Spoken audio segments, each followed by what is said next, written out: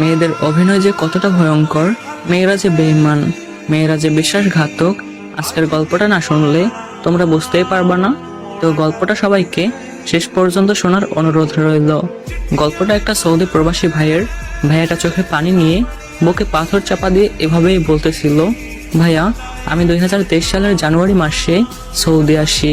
সবকিছু ভালোই চলতেছিল, নতুন দেশ, নতুন মানুষ, নতুন জীবন, সবকিছু যেন স্বপ্নের মতোই লাগতেছিল। এক কথায় আমি যেন একটা খুশির জগতে হারিয়ে গেলাম। ভাইয়া, আমি কখনো রিলেশন করি নাই। ইভেন কোনো মেয়ের সাথে কথা বলতেও আমার কেমন যেন লাগতো, কেমন যেন লজ্জা কাজ করতো। এজন্য কোনো মেয়ের সাথে কথা বলার চেষ্টাও করতাম না। কিন্তু এখানে আসার কিছু মাস পরেই একটা অচেনা নাম্বার থেকে একটা মেয়ে আমাকে নক করে। প্রথমে আমি তেমন পাত্তা দেই নাই, কারণ ওই যে বললাম, আমি কোনো মেয়ের সাথে কথা বলতে কমফোর্ট ফিল করি না। কিন্তু মেয়েটা আমাকে একের পর এক মেসেজ করে যেত। একটা পর্যায়ে আমি কৌতূহল নিয়ে তার সাথে কথা বলতে শুরু করি, তার পরিচয় জানতে চাই। দেন সে আমাকে বলে সে নাকি আমার একটা আত্মীয়র বান্ধবী। আমি বিদেশ চলে আসার পরে আমার সিমটা আমার আম্মু ইউজ করতো, কিন্তু সেই নাম্বার দিয়ে আমি ইমো ইউজ করতাম। আমি জানতে চাইলাম যে নাম্বার কিভাবে পেলেন। সে আমাকে বলল যে আমার আম্মুর কাছ থেকে নাকি আমার আত্মীয় নাম্বার নিয়েছে এবং সেখান থেকে সে নিয়ে আমাকে নক করেছে। আমি কারণ জানতে চাইলাম। দেন সে আমাকে বলল, আপনি নাকি অনেক ভালো, আমার বান্ধবী সবসময় আপনার প্রশংসা করে। এই জন্য ভাবলাম যে আপনার সাথে কথা বলি, একটু খোঁজ খবর নেই। ব্যাপারটাকে আমিও স্বাভাবিক ভাবে নিলাম। তো কয়েকদিন অল্প অল্প কথা বলার পরে সে আমাকে তার পার্সোনাল জিনিসগুলো বলতে শুরু করলো। তার আগে নাকি একটা রিলেশন ছিল, সে নাকি একটা ছেলেকে প্রচুর ভালোবাসতো, কিন্তু অজানা কোনো কারণে তাদের নাকি ব্রেকআপ হয়ে যায়। তার কথা বলার মতো কেউ নাই, সবসময় একা একা থাকে, দম বন্ধ হয়ে আসে। এজন্য নাকি আমাকে নক করেছে। আমার সাথে কথা বলে একটু হালকা হওয়ার জন্য আমাকে নাকি নক করেছে। ব্যাপারটা আমিও সহজভাবে নিলাম। ভাইয়া, আমি সহজ সরল ছিলাম, গভীরভাবে তেমন কিছু ভাবতাম না। বিষয়টাকে আমি স্বাভাবিকভাবে নিলাম। মনে মনে ভাবলাম যে সমস্যা কি, একটা মানুষ যদি আমার সাথে কথা বলে তার স্বাভাবিক জীবন ফিরে পেতে পারে, তাহলে বলুক, আমার প্রবলেম কি। এটা ভেবে আমিও তার সাথে কথা বলা শুরু করি, তাকে আমি সময় দেওয়া শুরু করি, কাজের ফাঁকে তার খোঁজ খবর নিতে শুরু করি। এভাবে অনেক দিন কেটে গেল। সে আমাকে সবকিছু শেয়ার করত। দেখতে দেখতে আমরা একে অপরের ভালো বন্ধু হয়ে যাই। একজনের মন খারাপ হলে অন্যজনে ভাঙাই। এভাবে অনেকদিন কথা বলতে বলতে দুজনের মধ্যে একটা মায়া তৈরি হয়ে গেল। কেউ কারোর সাথে কথা না বললে ভালোই লাগতো না। তখনও কিন্তু ওর সাথে রিলেশন করার আমার বিন্দুমাত্র ইচ্ছা ছিল না, শুধু ফ্রেন্ড হিসাবেই ভালো লাগতো, কথা বলতাম, বাস এইটুকুই। দেন একদিন হঠাৎ করে ও আমাকে প্রপোজ করে বসে। ও আমাকে বলে, আমি তোমাকে অনেক বেশি ভালোবাসি, আমি তোমার সাথে সারা জীবন থাকতে চাই, তুমি আমাকে বিয়ে করবে।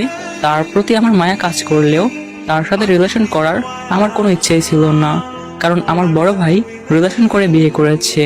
এটা নিয়ে আমার ফ্যামিলিতে অনেক প্রবলেমও হয়েছে। আমার আম্মু আমাকে বলছে যে, বাবা, তোর প্রতি আমার অনেক বিশ্বাস আছে, তুই আমাদের স্বপ্ন ভেঙে দিবি না।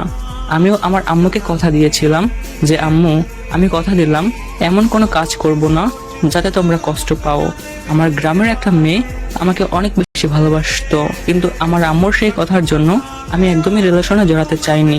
এদিকে সে আমাকে প্রপোজ করার পর আমি ডিপ্রেশনে চলে যাই যে কি করা যায়। তার প্রতি আমার মায়া কাজ করে, আর সেও তো আমাকে ভালোবেসে ফেলেছে, কিন্তু আমি যে আমার আম্মুকে কথা দিয়েছি তাদেরকে কষ্ট দিব না। এখন আমি কি করব? ভাইয়া, এমনটা ভাবতে ভাবতে আমি অনেক বেশি ডিপ্রেশনে চলে যাই। তারপরে অনেক চিন্তা ভাবনা করে সিদ্ধান্ত নিলাম যে না, আমি আমার ফ্যামিলির সবাইকেও ভালো রাখবো, আমি আমার ভালোবাসার মানুষকেও নিজের করে নিব।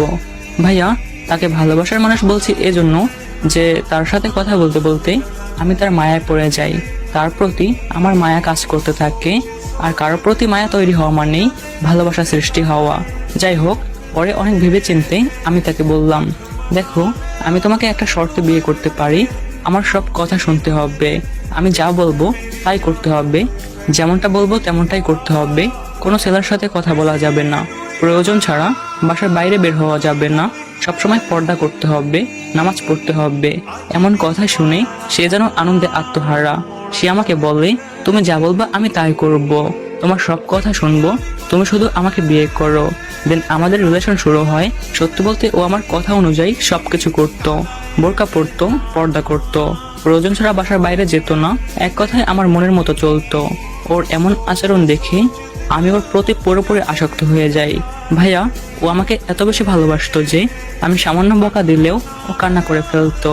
আর আমি তখন এতটাই বোকা ছিলাম যে ও কান্না করলে মনে হতো ও আমাকে সত্যিই ভালোবাসে। এজন্য ইচ্ছে করে ওকে বেশি বেশি কান্না করাতাম, ওকে রাগাতাম, ওকে এমনটা বলতাম যে একটা মেয়ে আমাকে মেসেজ দিয়েছে, ওর সাথে কথা বলেছি, এমন আরো মিথ্যা কথা বানিয়ে বলতাম। আর এটা শুনে ও কান্না করতো। আমাদের ভালোবাসা এতটাই গভীর হয়ে গিয়েছিল, ও আমাকে একটু সময়ের জন্য না পেলে পাগল হয়ে যেত। কাজ থেকে ফিরতে একটু দেরি হলেও কান্না করে ফেলতো। ও যদি কোনো ভুল করতো, ভাইয়া, আমি ওকে 20 বার কান ধরে উঠবস করাতাম, ও কিছু মনে করতো না। ও সবসময় হাসতো আর বলতো, তুমি যদি খুশি হও তাহলে আমি খুশি, তুমি যদি খুশি থাকো তাহলে তোমার জন্য আমি সবকিছু করতে পারি। ভালোই লাগতো ওকে, হৃদয়ের গভীরে ওকে জায়গা দিয়ে ফেললি। দেখতে দেখতে অনেকগুলো মাস কেটে যায়, সবকিছু খুব সুন্দরভাবে চলতেছিল। দিন একদিন হঠাৎ করে ওর ফোনটা নষ্ট হয়ে যায়।